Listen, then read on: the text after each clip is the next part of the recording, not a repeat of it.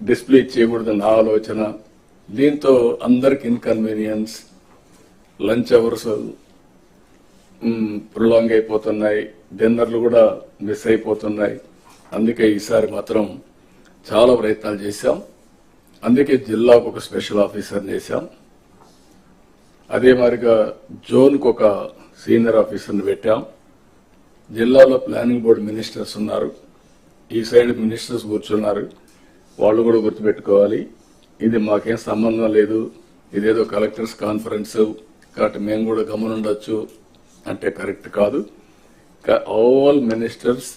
అందుకనే ఆ జిల్లాలో మంత్రులుంటే కొన్ని సమస్యలు వస్తాయనే ఉద్దేశంతో, రాజకీయ సమస్యలు రాకూడదనే ఉద్దేశంతో ఇంపార్షియల్ గా పనిచేయడానికి వేరే జిల్లా నుంచి ప్లానింగ్ బోర్డు చైర్మన్ వేశాం.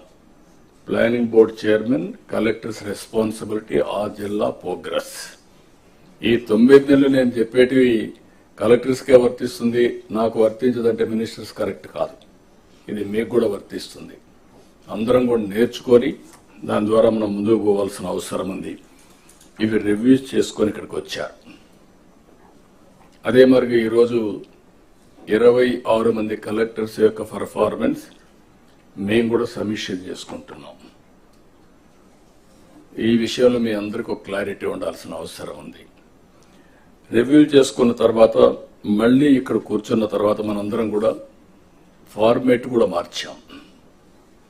సెక్రటరీస్ ఎప్పటికప్పుడు మీకు అందుబాటులో ఉంటారు. వాళ్ళు మీ ద్వారా వాళ్ళ యొక్క కార్యక్రమాలని లాస్ట్ మళ్ళీ తీసుకుపోయే బాధ్యత సెక్రటరీస్, హెడ్ ఆఫ్ డిపార్ట్మెంట్స్ వాళ్ళకుంది. మీరు ఇక్కడ ఉన్నప్పుడు ఏం చేయాలో మీరు వర్కౌట్ చేస్తారు. అయితే ఇక్కడ మీరు గుర్తుపెట్టుకోవాల్సింది, ఈసారి ఫార్మేట్ లో డిస్ట్రిక్ట్ యాజ్ యూనిట్ తీసుకున్నాం. ఈ రోజంతా మనం సెన్సిటైజ్ చేసుకుంటున్నాం. ఈ రోజు అన్ని డిపార్ట్మెంట్లో వారు చెప్పాల్సిన పాయింట్లు ఇప్పుడు చెప్తే, రేపటి నుంచి రేవంతా కూడా మీరు ప్రజెంటేషన్ చేస్తున్నారు. Only 5 to 6 slides. ఈ స్లైడ్స్ చూసినప్పుడు మీ యొక్క ఎఫెక్టివ్నెస్ బయటపడిపోతుంది. Be clear. మీరందరూ గుర్తుపెట్టుకోవాలి, లెర్నింగ్ అనేది ఇది కంటిన్యూస్ ప్రాసెస్. ఎప్పుడైతే మీరు మాకు అన్ని తెలుసు అనే ఎగో వస్తే అక్కడి నుంచి మీకు లిసనింగ్ పోతుంది, లెర్నింగ్ పోతుంది.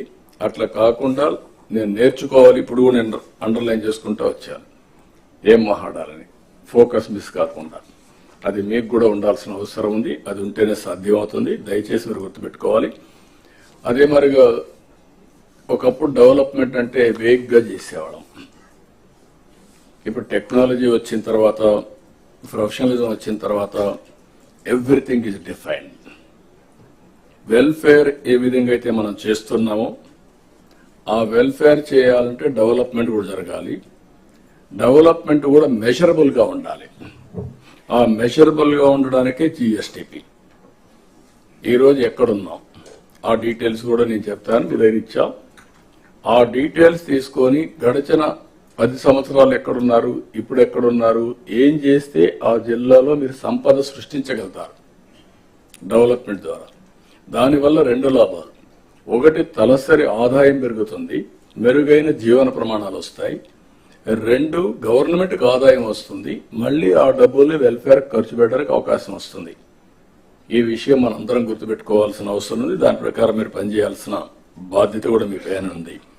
అందుకే జిఎస్టిపిలో ఈ రోజు రేపు మనం రివ్యూ చేసుకుంటున్నాం. నేను చాలా స్పష్టంగా స్వర్ణాంధ్ర 2047 తయారు చేశాం. వికసిత్ భారత్, ప్రధానమంత్రి గారు వికసిత్ భారత్ తయారు చేశారు. వారు దాన్ని ఫోకస్ చేస్తున్నారు. అందులో భాగంగా మన స్వర్ణాంధ్ర 2047 పెట్టుకున్నాం. ఇది సక్సెస్ కావాలంటే ఇంకా కొంచెం మీకు మోర్ ఎంఫటిక్ గా తీసుకుపోవడానికి 10 ప్రిన్సిపల్స్ పెట్టాం.